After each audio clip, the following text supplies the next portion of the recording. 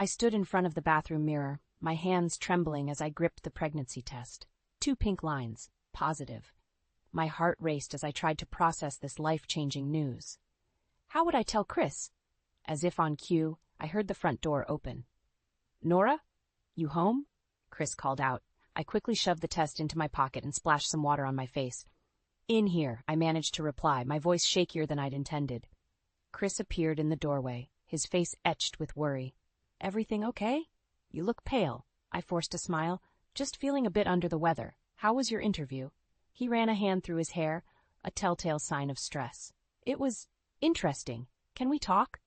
We moved to the living room, settling onto our worn couch. Chris took a deep breath.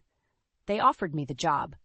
"That's great news," I exclaimed, genuinely happy for him after a year of fruitless job hunting. His expression remained serious. "There's a catch, Nora. The position is in Seattle."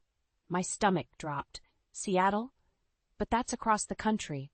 Our whole life is here, my art studio, our friends, your family." I know," Chris said, reaching for my hand, "but this is a fantastic opportunity. The salary is double what I was making before, and there's room for growth." I pulled away, standing up to pace the room. "What about my career? I've just started to build a name for myself in the local art scene." Chris's eyes pleaded with me. "You can paint anywhere, Nora, and with this salary, we could afford a house with a dedicated studio space for you." I felt torn. The pregnancy test weighed heavily in my pocket, a secret that would change everything. "I don't know, Chris. It's such a big decision." "We don't have to decide right this second," he said, his voice gentle, "but they need an answer by the end of the week." Just then, a cry erupted from the baby monitor. Our daughter, Lily, was awake from her nap. "I'll get her," Chris offered, standing up. As he left the room, I sank back onto the couch, my mind reeling. How could I uproot our entire life? But how could I ask Chris to turn down this opportunity after struggling for so long? When Chris returned with Lily, her chubby arms reached out for me. I took her, breathing in her sweet baby scent. "Mama sad?"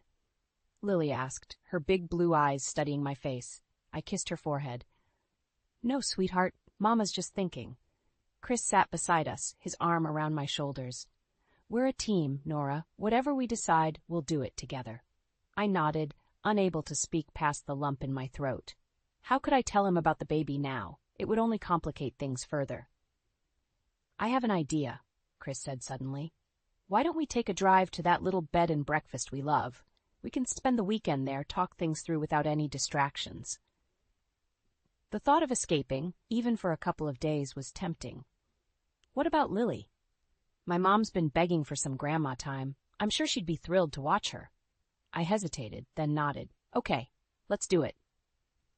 As Chris made the arrangements, I excused myself to the bathroom. I pulled out the pregnancy test, staring at those 2 pink lines that had the power to change everything. How could I tell Chris now, with this job offer hanging over us? And how could I not? My mind raced with the possibilities, each scenario more daunting than the last. One thing was certain, this weekend getaway would be anything but relaxing. The moving truck rumbled away, leaving us standing in front of our new home in Seattle. Rain drizzled down, matching my mood perfectly. Chris squeezed my hand, his excitement palpable. "This is it, Nora, our fresh start." I forced a smile, my free hand resting on my now visible baby bump. "It's different." As we walked up the driveway, a voice called out, "Welcome to the neighborhood." A statuesque blonde in yoga pants jogged towards us, all smiles and bouncing ponytail. "I'm Angela, your next-door neighbor." Chris stepped forward, extending his hand. "Chris, this is my wife, Nora, and our daughter, Lily."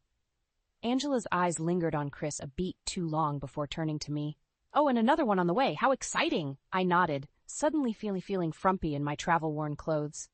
"We're due in 4 months." "Well, if you need anything at all, I'm right next door," Angela said, her hand on Chris's arm. "Anything at all." As she jogged away, Chris chuckled. "Friendly neighbors. That's a good sign, right?" I mumbled agreement, but something about Angela's overly warm welcome left me uneasy. The next few weeks flew by in a whirlwind of unpacking and settling in. Chris threw himself into his new job, often working late. I struggled to find my footing, missing my old art studio and friends. One afternoon, while Lily napped, a knock at the door startled me. It was Angela, holding a plate of cookies. "Thought you might need a pick-me-up," she said, breezing past me into the kitchen. How are you settling in? I followed, feeling oddly defensive in my own home. Fine, thanks. Chris is loving his new job. Angela's eyes sparkled. Oh, I know. We had lunch yesterday. He's quite the charmer, isn't he? My stomach clenched. You had lunch? Just a quick bite in the cafeteria, she waved dismissively. Did he not mention it? Anyway, there's a neighborhood barbecue this weekend. You simply must come. After she left, I stood in the kitchen, Angela's words echoing in my mind. Why hadn't Chris mentioned lunch? That evening, as we ate dinner, I casually asked, How's work going? Meet any new people? Chris nodded, mouthful of pasta. It's great. Everyone's been really welcoming. I waited, but he didn't elaborate. Anyone in particular? He shrugged. Not really. Oh, did I mention there's a company picnic coming up? I set down my fork. Actually, Angela invited us to a neighborhood barbecue. Same day, probably. Chris's face lit up. Perfect. We can do both. The picnic's in the afternoon. We can hit the barbecue after. I pushed my food around my plate. You seem awfully excited about the barbecue. He reached across the table, taking my hand. I'm excited about making friends here, Nora. This move was hard on all of us. I want it to work. I nodded, guilt washing over me. Was I being paranoid? The barbecue arrived, and I found myself surrounded by Angela's friends. They were all impossibly fit, sipping wine and trading neighborhood gossip. Oh, Nora, one woman said, her voice dripping with faux sympathy. It must be so hard being pregnant in a new city, and with Chris working such long hours. Another chimed in. At least he has Angela to keep him company at work. She's such a dear, always looking out for the new employees. My head snapped up. What do you mean? The women exchanged glances. Oh, nothing, dear. It's just nice that he has a friendly face at the office. I scanned the yard, spotting Chris and Angela by the grill, laughing at some private joke. As I watched, she placed her hand on his arm, leaning in close to whisper something. A cold dread settled in my stomach.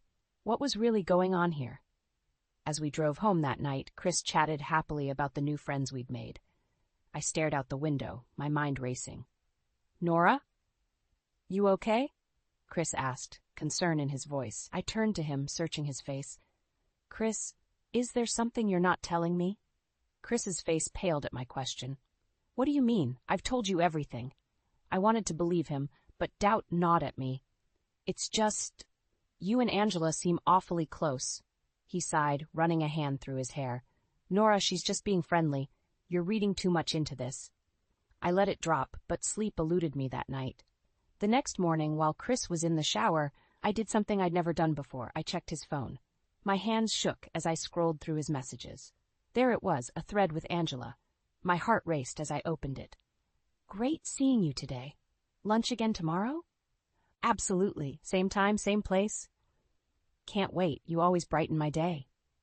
I felt sick. The messages weren't explicitly romantic, but the familiarity, the frequency, it was all wrong.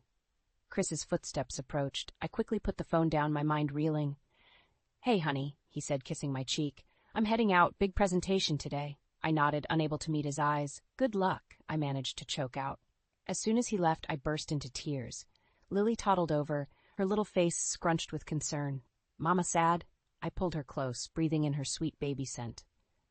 No, sweetheart. Mama's okay. But I wasn't okay. Far from it. That afternoon, I took Lily to the park, desperate for a distraction. As she played in the sandbox, I sat on a nearby bench, lost in thought. Mind if I join you?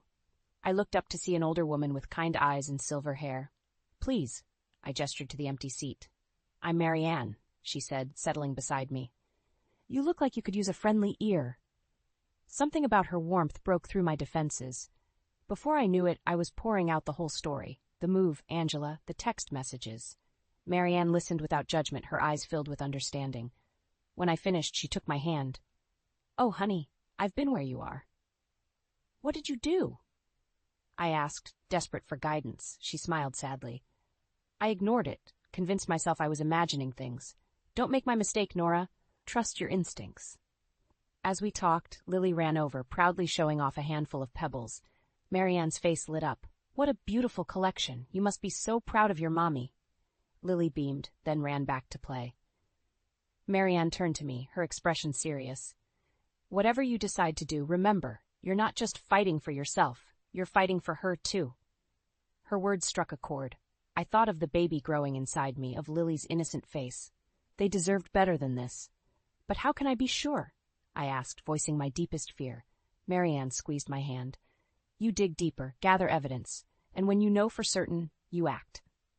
That night, after putting Lily to bed, I sat at the kitchen table, Chris's phone in my hands. He was working late again, or so he said. With trembling fingers, I opened his location history. My breath caught as I saw an unfamiliar address, visited multiple times over the past weeks. I grabbed my car keys, determination overriding my fear. It was time to see for myself. The address led me to a small apartment complex. As I pulled up, I saw Chris's car parked outside.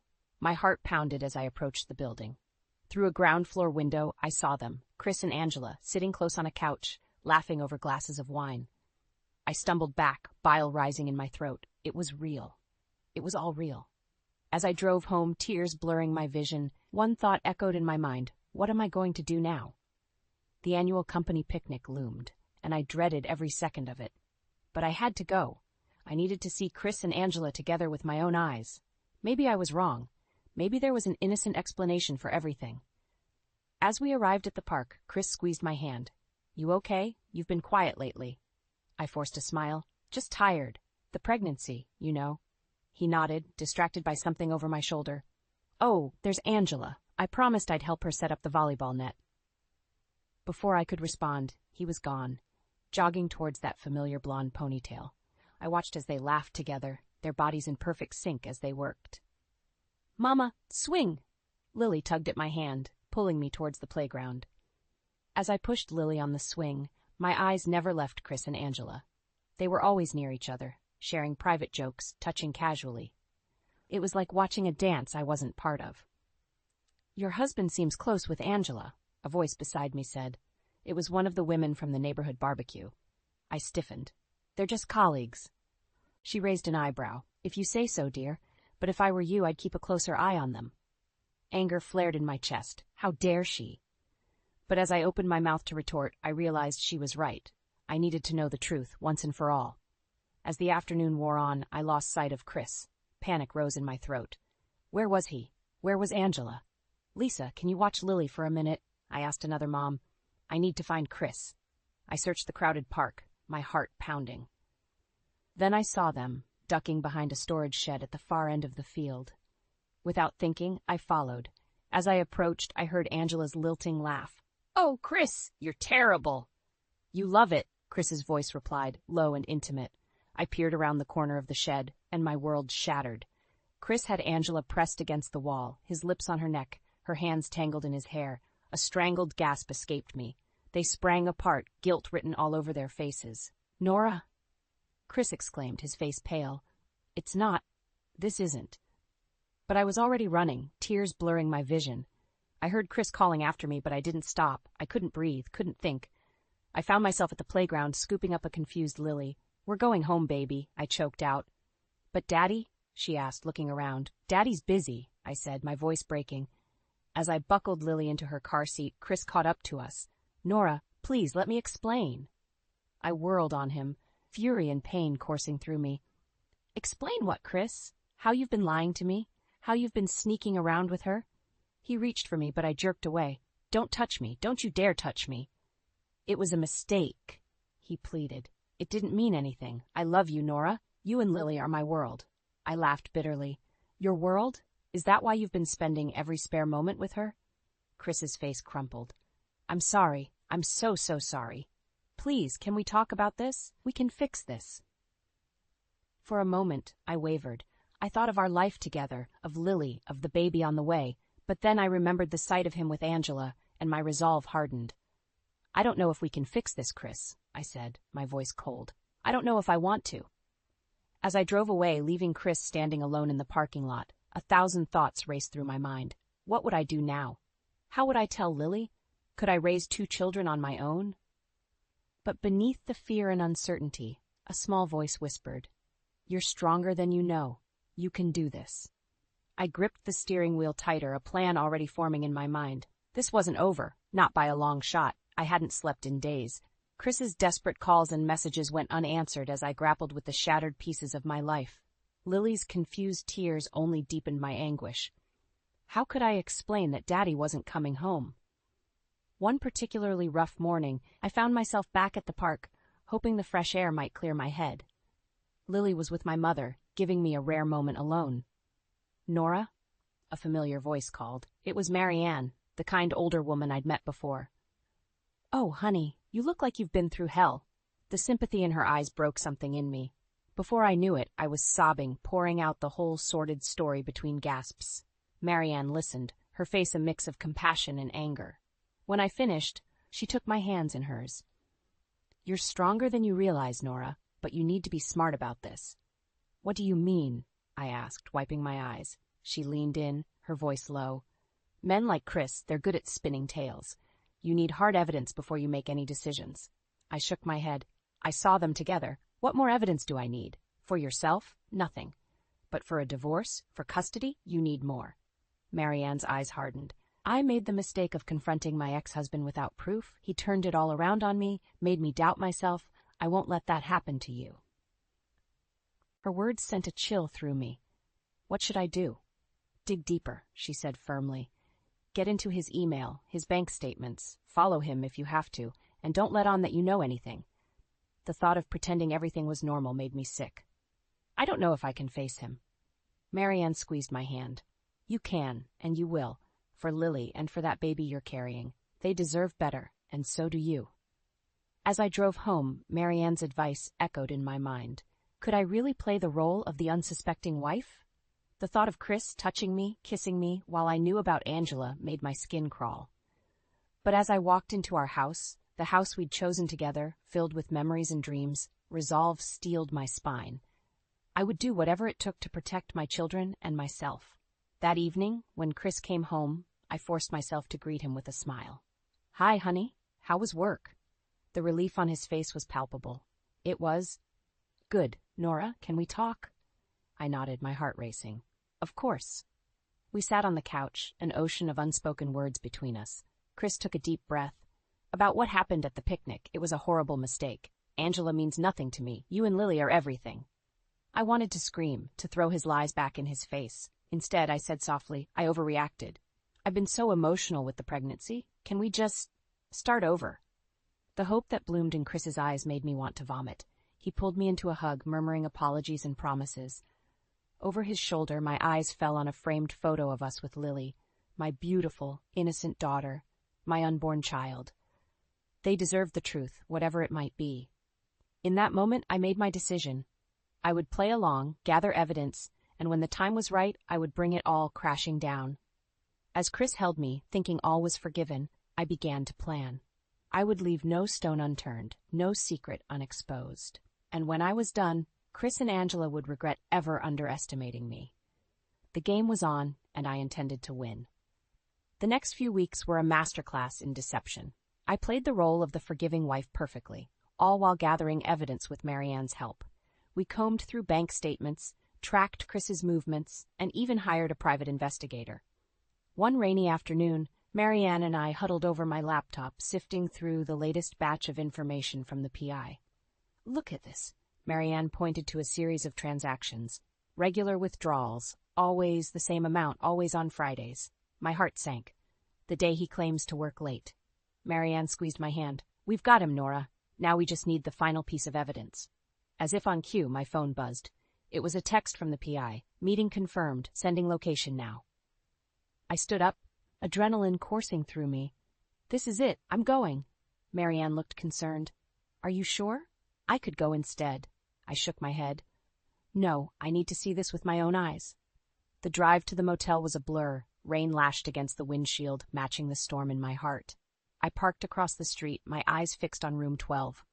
At exactly 7 p.m., a familiar car pulled up. Chris stepped out, looking around furtively before knocking on the door.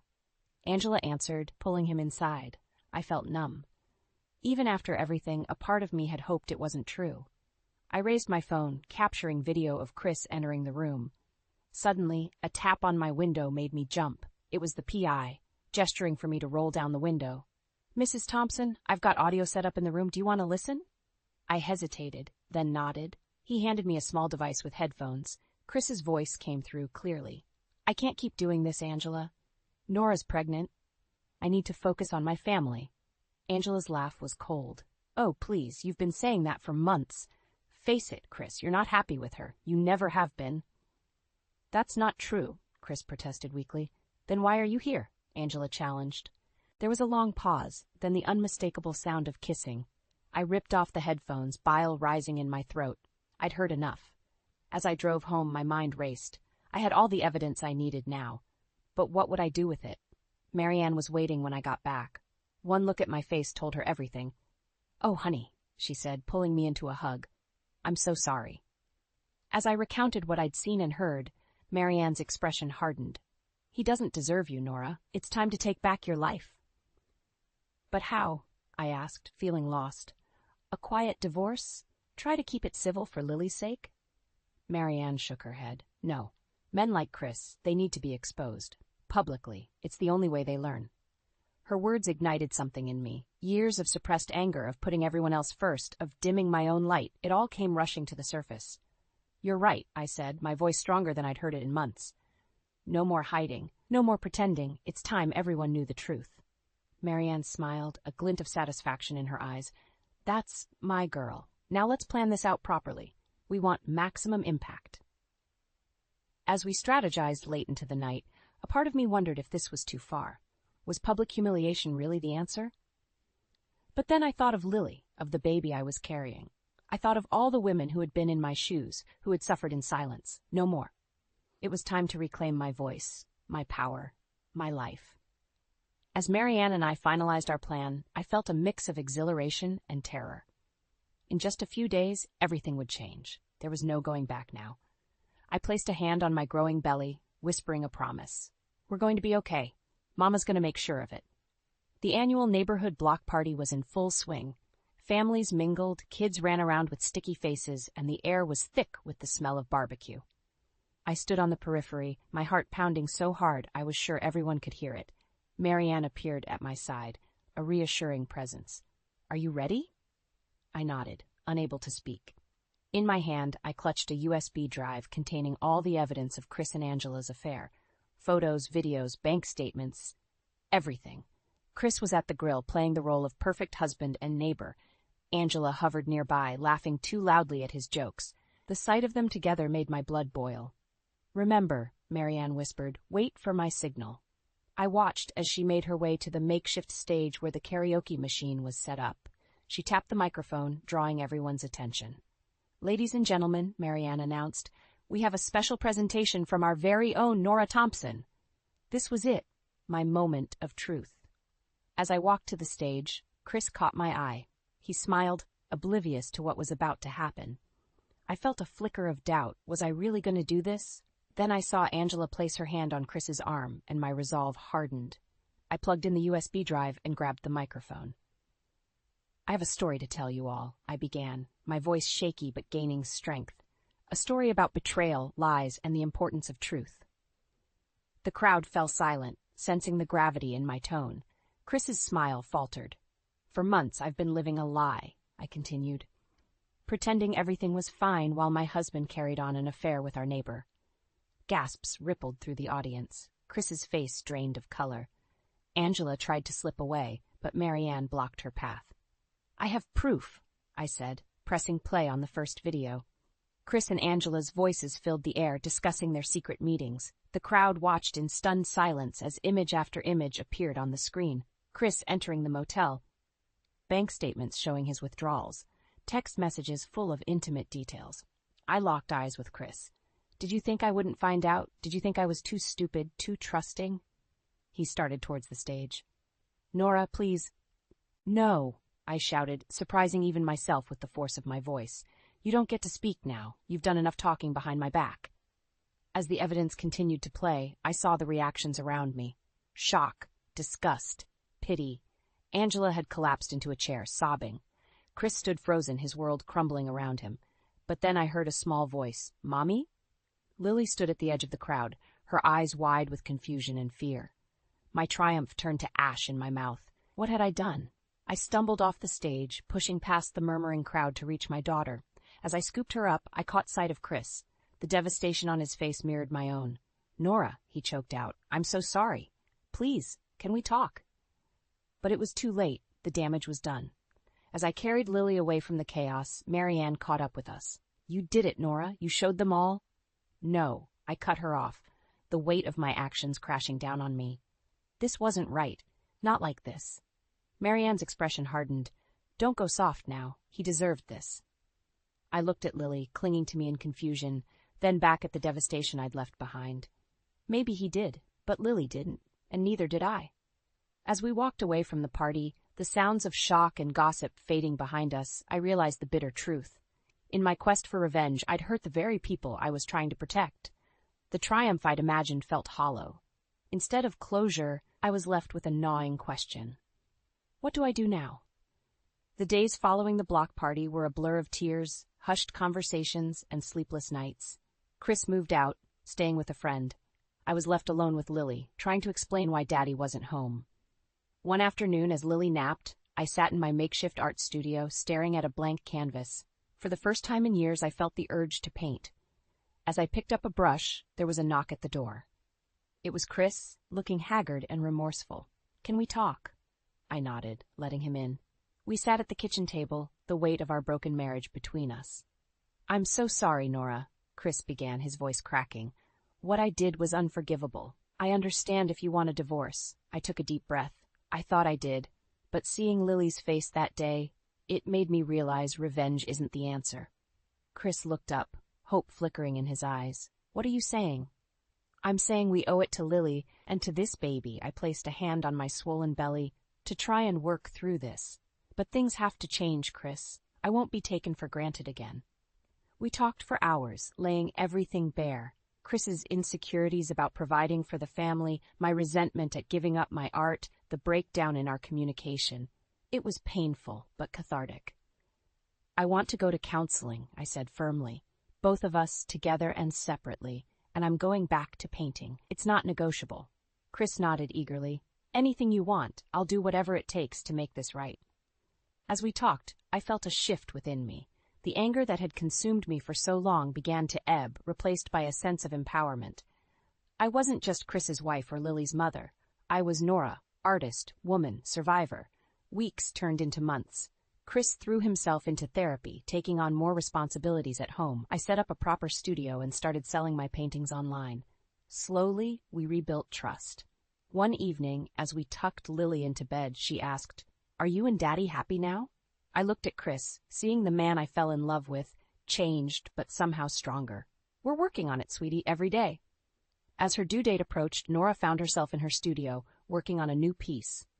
It was a self-portrait, not the meek housewife she'd become, but the strong, resilient woman she'd discovered. Chris appeared in the doorway, a mug of tea in hand. "That's incredible, Nora. It's so you." I smiled, really smiled for the first time in months. "It is, isn't it?" He set the tea down and wrapped his arms around me, careful of my belly. "I'm so proud of you, and grateful you gave us another chance." I leaned into him, feeling our baby kick. "We've both changed, Chris. This isn't the life I imagined, but maybe it's the one we needed." As I put the finishing touches on my self-portrait, I realized that this, the messy, complicated, beautiful life we were rebuilding, was my masterpiece. The next day, I received an email from a gallery in the city. They wanted to feature my work in an upcoming show. As I shared the news with Chris, watching his face light up with genuine pride, I knew we'd be okay. Not perfect, but okay. That night, as we lay in bed, Chris's hand on my belly, I thought about the journey we'd been on. The pain, the betrayal, the near destruction of everything we'd built. But I also thought about the strength I'd found, the voice I'd reclaimed. I wasn't just Chris's wife or Lily's mother anymore. I was Nora Thompson, artist, survivor, woman reborn. As I drifted off to sleep, I felt a sense of peace wash over me. Whatever challenges tomorrow might bring, I knew I had the strength to face them, not just for my family, but for myself. The canvas of our life wasn't perfect. It had its dark spots, its messy streaks, but it was ours, and it was beautiful in its own way. And I, Nora Thompson, was the artist holding the brush.